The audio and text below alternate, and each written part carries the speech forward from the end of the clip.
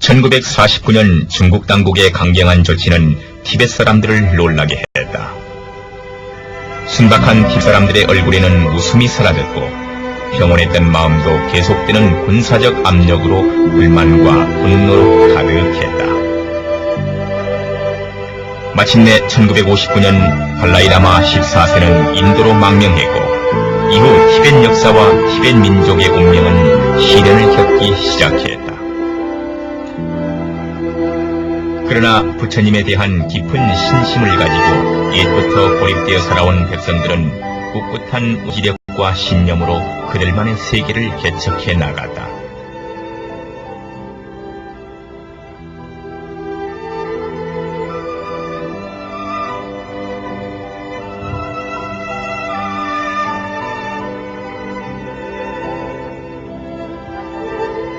티벳은 중국 서남쪽에 있고 사천, 감숙성, 남부, 산동, 절강 일대의 위도가 비슷하나 그곳은 완전히 다른 경관을 이룬다.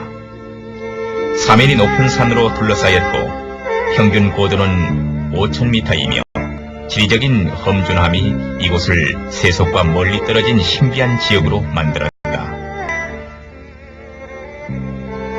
시제는 티벳 사람의 유래도 신비한 전설로 이어진다. 화면에 보이는 벽화가 바로 티벳 사람들의 전설을 근거로 그린 것이다. 석가가 열반하시자 관세음보살의 화신인 원숭이가 이곳에서 수행했다. 산중의 마녀는 마왕과 동침해 작은 악마를 낳아서 중생을 괴롭히겠다고 위협을 하며 청혼했다.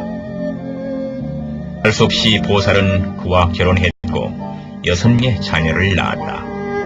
아버지처럼 성품이 착한 아이와 어머니를 닮은 후악한 아이가 바로 티벳의 선조라 전해진다.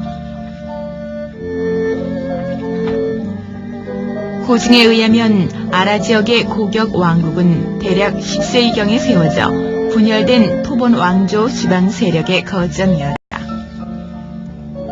면적이 18만 평방미터인 고성 안에는 풍부한 문물이 보존되어 있다고 하나 방치된 고성의 출입구는 흙먼지로 덮여 있어 안으로 들어가기가 어려워 볼 수는 없었다.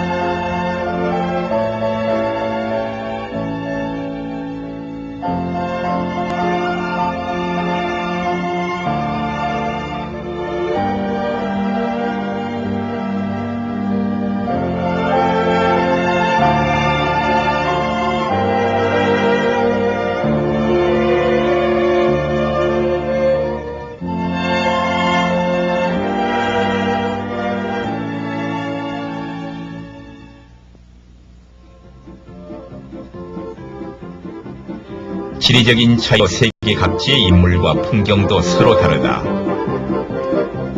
티벳의 지형은 험준한 산이 사면을 둘러싸고 있다. 그곳에서 생활하는 사람들은 산 밖의 세계를 환상해보고 환상이 떠오르면 확장하곤 한다. 또한 험한 자연 조건으로 인해 수시로 추위와 강풍을 이겨내야겠다. 다행히 살아남으면 하늘에 감사하고 불행히 죽게 되면 일상의 행위가 불성하여 하늘이 내리신 벌은 아닌지 생각해본다. 모든 행위와 동기는 잠시의 안정을 줄 수 있는 실용적인 신앙에 알맞는다. 그래서 종교가 티벳에서 성행할 수 있었던 것이다. 지역의 인구는 150만의 장족 외에도 등족, 문파족, 화이족 등의 소수 민족이 깊은 계곡과 숲속에서 비세속적인 생활을 하고 있다. 그들은 하늘과 땅과 하나가 되어 불기와 더불어 평화스런 얼굴들을 하고 있다.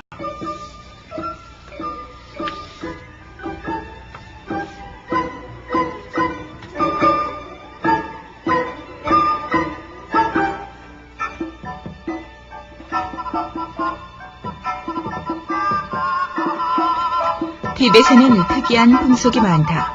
그들의 장례에는 목관을 쓰지 않는 게 보통이다. 사망자의 신분에 따라 영탑장, 화장, 천장, 그리고 수장의 방식으로 나눠지고 대부분이 천장으로 진행된다.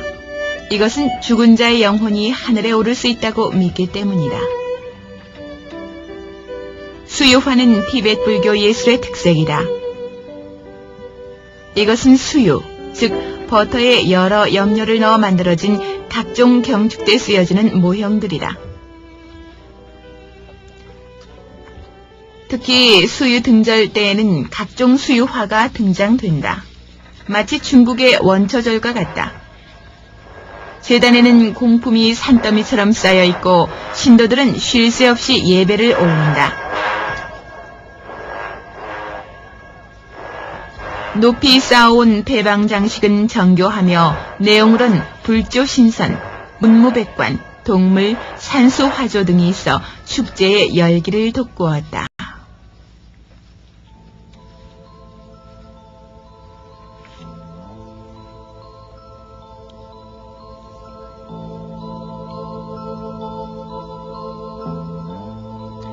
티벳의 벽화는 오랜 역사를 가지고 있으며 역대 민간의 우수 화가는 자신의 정과 전통 수법의 현출로 엄청난 양의 작품을 남겼고 이 작품들은 사실적인 풍부한 화면과 상징적인 도안으로 구성되어 있다. 불본 생고 선상, 현밀 종불상, 역사 품격상 등이 그 예이다. 티벳의 벽화는 한편으론 불교 교리와 주지를 표현하고 또 한편으론 소사의 문성공주 입장도나 버탈라궁의 라마 5세 아련 순치 황제도와 같이 그 당시의 사상과 사회 현상을 반영하고 있다. 물론 그 당시의 창작 동기는 어떤 사실을 과대 묘사하기 위해서였겠지만 오늘에 와서는 역사의 산 증거가 됐다.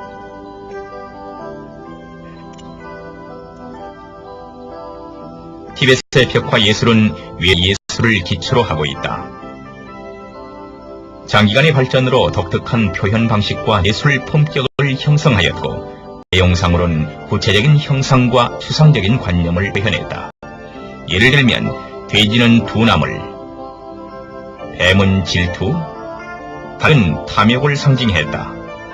또 하나의 형식적인 특징으로서는 길상과 선행의 불교 내용을 기하 도안으로 교묘하게 장식했다.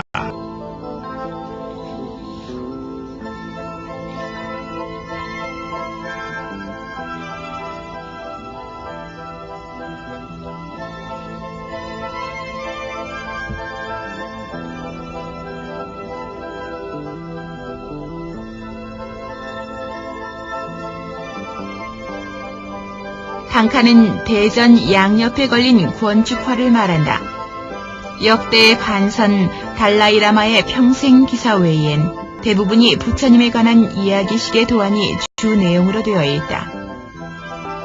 석가본전상, 석가와 16나한상이 바로 이러한 작품의 대표이다.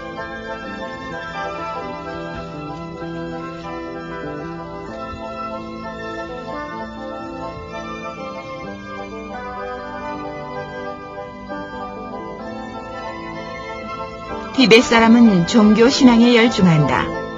티벳 사원 중에는 종교 활동을 위해 만든 특별한 악기인 북과 사람 두개골에 동물 가죽을 씌어 만든 타악기, 그리고 법회 중에서 흔히 보는 장호들이 보존되어 있다.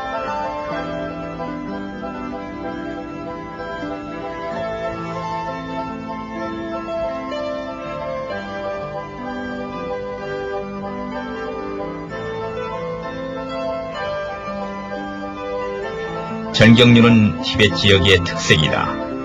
사원 복도에 있는 원통형의 무늬경륜에는 채색 그림과 6자 지색이 있고 안에는 경권이 들어있다. 경륜을 한번 돌리면 들어있는 불경을 한번 읽는 것과 같다고 아마들은 말한다. 다만 반드시 왼쪽으로 돌려야 하며 글을 모르는 사람에게도 큰 위안이 된다.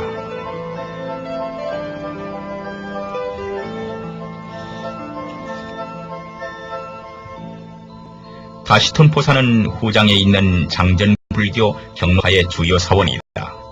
다시툰포를 풀이하면 길상한 수의선이란 뜻이다. 일객식성 서쪽 미마독산의 형태를 따라 층추로 만든 것이다. 전체적인 구조는 경로파 경학원의 전통 수법대로 지은 높고 웅장한 건물이다. 주요 건물로는 궁전, 회의실, 경학원과 반세, 영탑전이 있다. 최고 직위의 불교들은 영탑장을 사용한다. 먼저 향료를 시체에 발라서 냄새를 없앤 뒤 금탑 또는 은탑에 밀폐한다.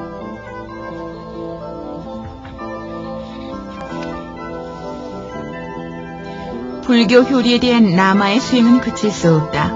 한편으론 법회를 위해서이고 또 한편으론 자신의 수행과 경지에 오르기 위해서이다. 여느 사원, 여느 경당, 어느 때라도 아늑한 불빛 아래 향이 떠오르는 곳에서 경전을 연구하는 불교 제자의 모습을 볼 수 있다.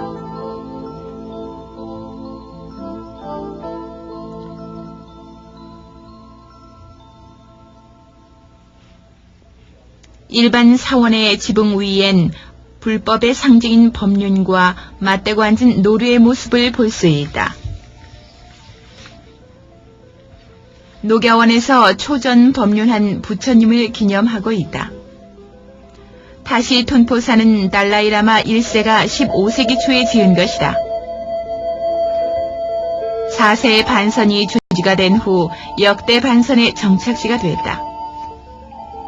샤카사는 라마교 샤카파의 주요 사원이다. 벽에다 적색, 회색을 칠하는 습관이 있어 화교라고도 부른다. 샤카사는 79년 송, 신종, 원풍 2년에 건립했다. 처음엔 규모가 작았으나 14세기 중엽 티베트 정권과 종교 지배권을 장악한 샤카파의 지도자 팍파가 궁전과 사원 확장 공사를 시작했다. 이로 인해 샤카사는 남북 양사로 규모가 확장되지만 지금은 남사만 남아있다. 기록에 의하면 샤카파가 권력을 지배한 100년 동안 서적, 인감, 경전과 불상 등 진귀한 물건들이 수집되어졌다. 샤카사는 그곳의 풍부한 수작품으로 인해 제2의 돈황이라 불려진다.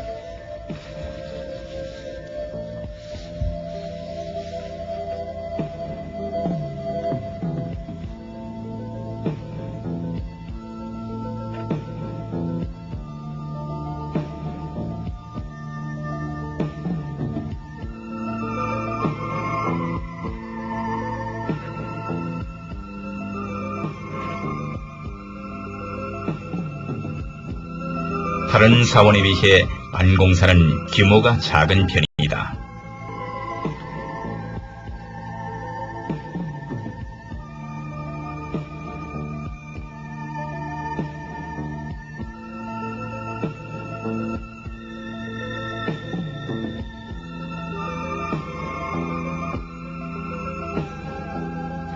황폐된 작은 지어진 사원에는 총카파와 부처님 등의 불상이 있고 경건한 신들은 자신의 흰 천을 불상에 던진다.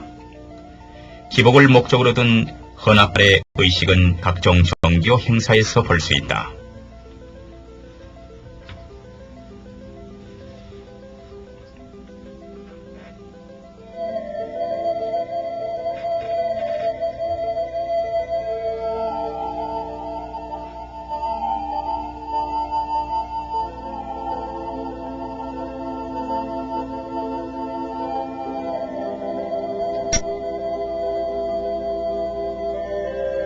라사시 동쪽의 감단산은 겔루파 사원이다.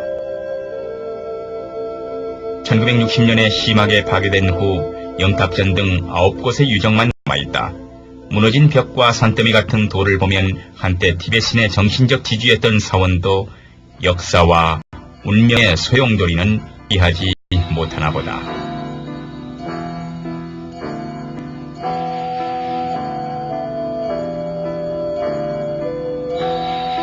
방단사, 철봉사, 생납사를 라사 3대 사원이라 말한다. 명영락 7년 서기 1409년 갤루파의 장시자 정카파가 세웠던 최초의 갤루파 사원이다. 그 후 정카파의 계승자, 즉 역대 갤루파의 교주인 간단츠바들은 모두 이 사원에 거주했다. 사원 내엔 정카파와 역대 간단츠바의 영탑이 있다.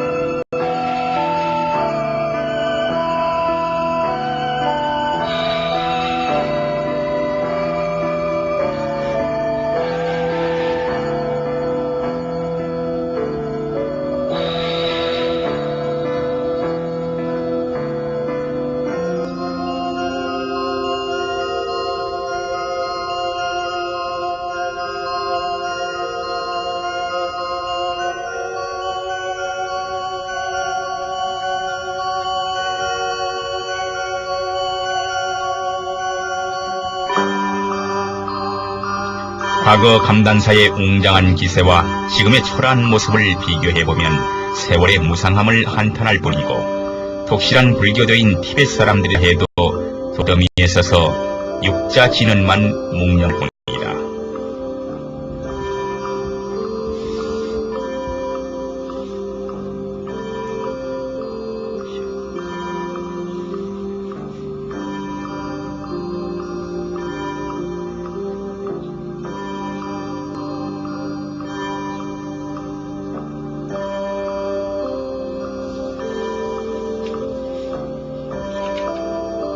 티벳 내동현 남쪽의 장주사는 7세기경 도번왕 송첸 캄푸가 세운 것이라고 한다. 규모는 다른 사원에 비해 큰 편이고 사원 구조는 대소사와 비슷하며 티벳에서 유명한 고사지다. 사원 안엔 역대 달라이라마 상과 크고 작은 불상 10개가 진열되어 있다. 은은한 불전의 불빛은 마치 부처님과 선조들의 얼이 담겨져 있고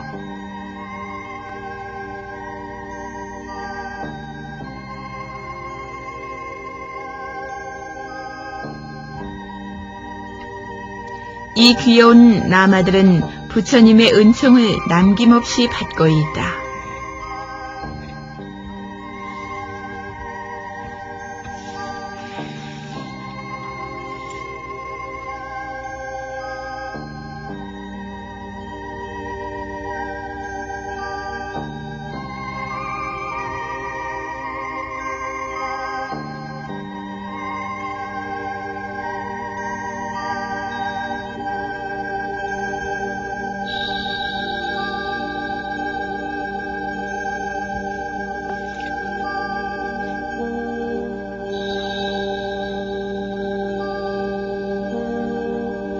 티벳 차양시 아르장포강 북안에 있는 향연산은 티벳 불교의 오래된 사찰 중의 하나로 779년 문성공주의 아들 디솜대션의 지도하에 완성됐다. 티벳 최초의 채도 스님 칠각사가 출간 사원이기도 하며 3층 높이의 주전은 인도식, 한식, 장식의 건축 예술로 어우러져 있다.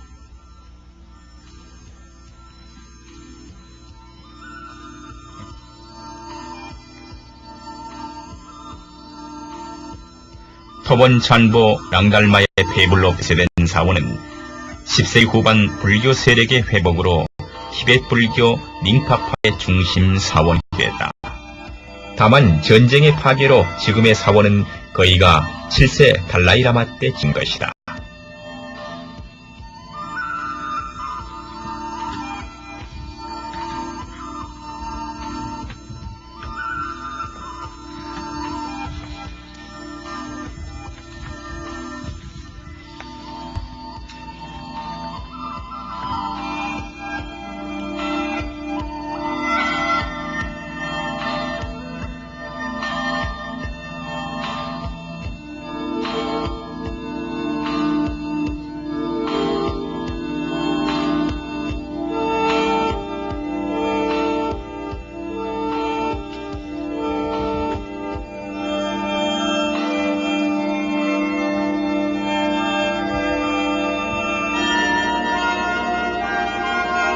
현재의 사원 외관은 과거의 웅장함에 미치지 못한다. 아무리 빛을 내었던 사원이라 해도 지금은 앙상한 뿐이며 세월의 매정함을 다시 일깨워준다.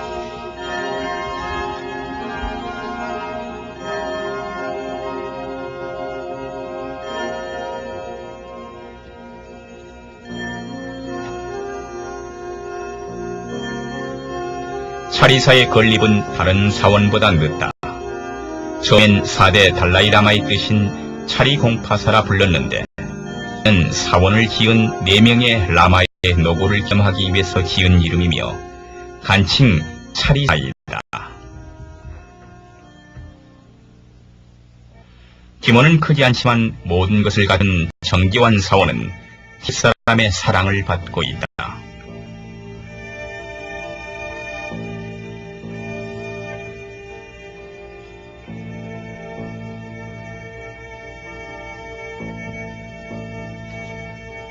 뱃사람에 있어 백납노진각사는 휘황했던 역사의 다른 장이었다. 산벽에는 송치간포, 하슌공주, 문성공주 등 티베트 불교사상 유명했던 인물의 석상이 조각되어 있다. 송첸간포가 왕비 여용사를 위해 지은 사원이 바로 동굴 내에 지어진 불전이다. 이러한 티베트 동굴은 오늘날 티베트 불교 중 유명한 고적 중의 하나가 됐다. 그리고 백납의 뜻은 사원 밖에 세워진 수많은 석상만 보아도 석구라 풀이 된다는 걸 알 수 있다.